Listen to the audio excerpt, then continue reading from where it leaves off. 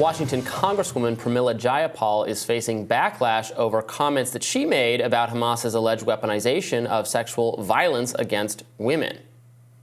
Other country. I want to ask you about sexual violence. And it's kind of remarkable that this issue hasn't gotten enough attention globally. Widespread use of rape, brutal rape, sexual violence against Israeli women by Hamas. I've seen a lot of progressive women, generally speaking, they're quick to defend women's rights and speak out against using rape as a weapon of war, but downright silent on what we saw on October 7th and what might be happening inside Gaza right now to these hostages. Why is that? I mean, I don't know that that's true. I think we always talk about the impact of war on women in particular. In fact, I remember 20 years ago, I did a petition around the war in Iraq. Have you said, saying have that, you talked about it since October 7th? Absolutely. And I've condemned what Hamas has done. I've condemned specifically all of women? the actions. Absolutely. The rape, of course. But I think we have to remember that Israel is a democracy. That is why they are a strong ally of ours. And if they do not comply with international humanitarian law, they are bringing themselves to a place that makes it much more difficult strategically for them to be able to build the kinds of allies, to keep public opinion with them. And frankly, morally, I think we cannot say that one war crime deserves another. That is not what international humanitarian law says. Okay. Nancy Pelosi's daughter, Christine Pelosi, wrote on X, "I should not have to say this in 2023. Here we are. Rape is rape. Do not minimize, excuse, balance, or both sides sexual assault. That is victim blaming. We have spent decades trying to undo it in the laws, the courts, and the hearts and minds of the people. Hashtag we said enough." Now, Democratic Congresswoman Debbie Wasserman Schultz added, "Hamas is terrorists, raped Israeli women and girls. The only balanced approach is to condemn sexual violence loudly, forcefully, and without exceptions. Outrageous for anyone to both sides sexual violence." English-language Israeli newspaper Haaretz has published testimony speaking to alleged sexual violence having taken place on October 7th. They say Hamas terrorists systemically carried out acts of rape, sexual abuse, and the world is ignoring it. But some critics of how Israel has historically propelled unverified claims such as these in the past say the accounts of rape cannot be trusted. The Gray Zone's Max Blumenthal derided CNN's Jake Tapper, who shared a link to the Haaretz story on Twitter, writing, "Pro-Israel activist Jake Tapper must have missed the part where the interviewer asks the head of Israel's investigative committee for evidence backing up her claims of mass rape. And she says, 'Don't ask me what happened,' then refers him to unnamed Hamas Telegram groups. Bari Weiss also was the subject of Blumenthal's ire when she shared testimony from an October 7th witness who claims they saw an Israeli woman being gang raped and then murdered by 8 to 10 Hamas fighters. Blumenthal questioned the veracity of that account, too, writing, "There is no mention of the source of this claim, Yoni Sedan, in any Hebrew or English media prior to December 3rd. Zero Yoni Sedan social media profiles are sharing the story, except to say they are not responsible for it. No individual Hamas rape story has been confirmed, yet we're supposed to believe 10 armed men raped a single woman in a chaotic scene, presumably with police and other gunmen firing around them. This is a fabrication designed to justify genocide and one likely inspired by other lurid fables."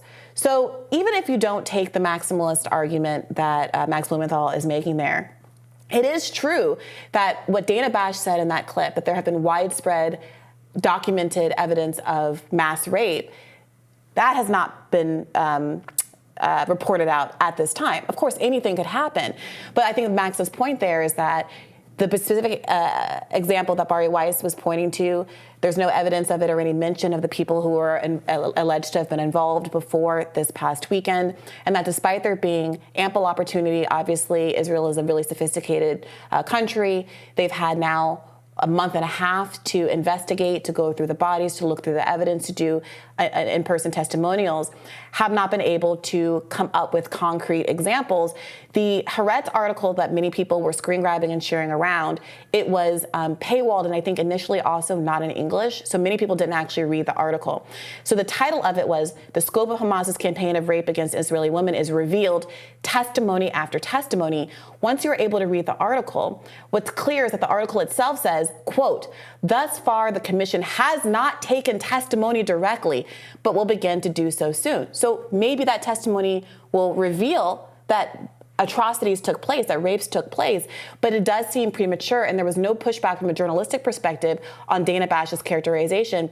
It's also worth noting that journalist Owen Jones trended almost all of last week because he is one of the few, I think, perhaps more left-leaning reporters that was given access to watch the now famous video that Israel has been inviting people to screen that is allegedly a depiction of a collection of all of the worst of the videos of the atrocities that happened on October 7th. And while Owen Jones says there were many, many atrocities that were horrifying to witness in that video, specifically, there was no proof of beheaded babies, no proof of Hamas killing children, no proof of, in the video, no proof of rape, and no proof of beheading humans alive. And for saying that, even as he said, he condemned the atrocities that were depicted in the video, for pointing out that there's no video evidence, despite what many other people were saying coming out of those screenings of rape, got him pilloried as a journalist online for weeks. So I think we do have to be measured, especially in the wake of the beheaded baby story, measured about whether or not there were atrocities of this nature committed, or whether or not the specter of Hamas not just killing people, but acting with a kind of brutality that is different than what Israel is doing in terms of killing now well over 10,000 people in the Gaza Strip, is being used to justify Israel's disproportionate response. Right. What has been described in that video footage by Owen Jones and others, and what has been described by the forensic pathologists at the Tel Aviv Medicine Center that has processed the bodies, is people in mangled condition, in burned condition, people missing heads, perhaps because they were blown up or they as in the course of dying. It's not right specifically that being beheaded was the method of death. They have found corpses that are missing their heads, that are in all manners of gruesomeness and death. So I agree with you that we should be careful about not exaggerating, and it's important to report the truth. And as far as I can tell, for the sexual violence reporting, I mean, there's a lot of allegations. There's people saying that they saw this, or that someone else told them they saw this, or that bodies were found in a condition that indicates this. You're right that that's the state of the evidence. The UN has said there should be further investigation. There should be. And so much of that investigation is being blocked by Israel is the problem. So there was a story about all of the cars that had been incinerated on October 7th. Israel chose to bury them, like literally bury them, which some people argued it's because Jewish funeral rites mean that they needed to be buried quickly, and it was difficult to, when you have burned, charred bodies in a car, that's what needed to be done to preserve those funeral rites. Other people said this is a clear evidence cover-up, because one of the arguments that's been made since October 7th is that despite the atrocities that were committed by Hamas on that day, the firepower that they were deploying was not the sort of which could have caused that kind of fire-related damage for the cars and some of the houses that similarly were charred to bits. Remember, so what are you saying? That the charring, that the burned bodies that were, again, a big part of the narrative that was coming immediately out of October 7th, were actually the result of friendly fire from IDF. And remember, they had to revise down the death toll from October 7th. Israel had to, in part because so many of the charred bodies that they were holding up as evidence of Hamas's brutality were, in fact, Hamas soldiers who had been charred by that exact Israeli weaponry that had the ability to do that. So the one other piece of this that I think is worth noting is that so many of the people who are critical of Pramila Jayapal seem not to acknowledge that, as we heard right there in that clip, she condemned sexual violence in no uncertain terms. But moreover, they went on to say things like, well, IDF soldiers, Israelis never commit these kind of rapes. This is not a both sides issue. And that is something, again, that the record really is clear on. It's just not true. So a report out on December 1st interviewed freed Palestinian prisoners that they said that they faced torture and rape in Israeli jails. Abu Ramu said the situation in the prisons is devastating. The prisoners are abused. They're being constantly beaten. They're being sexually assaulted. They're being raped. I'm not exaggerating. The prisoners are being raped. If we believe that claims of Israeli victims should be investigated, the same should be true of these Palestinian Right, they should be investigated. victims. But right, you just dismissed those exact same sorts of claims from Israeli people. I'm not claiming that the testimony of Abu Ramu is true. I think it should be investigated. The people who are saying that there are that Hamas committed rapes, they're not even citing a witness. They're not even naming a witness for the crimes that they're alleging. And moreover, they're saying it is widespread without providing a scintilla of evidence. And moreover, outside of this initial specific conflict, obviously, of October 7th and the events since October 7th, there are myriad other kinds of examples. In 2016, the Times of Israel reported the IDF removed a gag order on a 2016 conviction of an officer for raping Palestinian women. Another report, Israeli guards were shown to have raped Palestinian women. A Palestinian female freed from Israeli detention said more than 15 fellow Palestinian women were raped by Israeli interrogators to force them to confess to charges leveled against them and collaborate with Israeli intelligence. I already read the one from December, the reporting from December 1st.